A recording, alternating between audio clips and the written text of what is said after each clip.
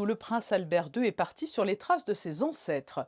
Le souverain s'est rendu à Effia, dans le Puy-de-Dôme, mais avant cela, il est allé également découvrir l'usine du constructeur français Ligier, accompagné d'une équipe de Monaco Info. Christine Datomel, vous vous trouvez à quelques kilomètres seulement du village d'Effia, dans le Bourbonnais plus précisément. Oui, c'est dans le Puy-du-Dôme plus précisément que cette visite princière a débuté à l'usine Ligier.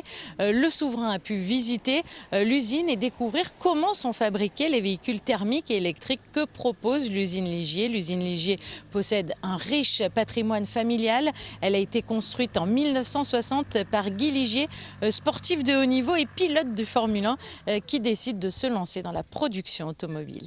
Ligier, c'était vraiment une équipe formidable qui était quasi familiale au milieu d'autres équipes qui étaient au départ beaucoup plus professionnelles. Après, bien sûr, ils se sont aussi professionnalisés, mais c'était surtout le grand projet de M. Guy Ligier que tout le monde admirait beaucoup et qui a su amener sa marque et son équipe au plus haut.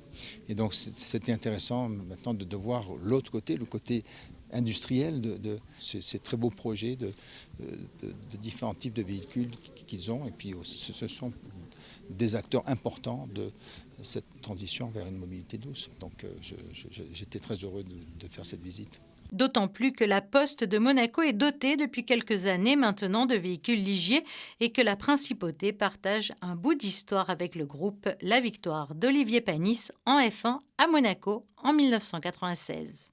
Après cette visite au sein de l'usine Ligier, le souverain s'est rendu à Effia, petite commune de 1200 âmes et qui abrite au cœur de son église le corps d'un de ses ancêtres, Antoine Coiffier de Rusé. Lors de son arrivée, le souverain a reçu un accueil républicain des plus chaleureux par le maire, ses élus et la population. Après ce temps fort pour les habitants d'Effia, le souverain s'est rendu à pied à l'église du village pour un moment de recueillement afin de rendre hommage à son aïeul.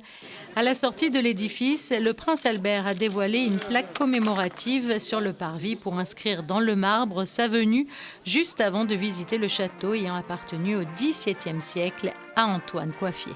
Antoine Coiffier d'Effia, le maréchal d'Effia, achète en outre la baronnie de Massy et les princes ont hérité de ce triptyque de fiefs en Île-de-France par cette famille auvergnate.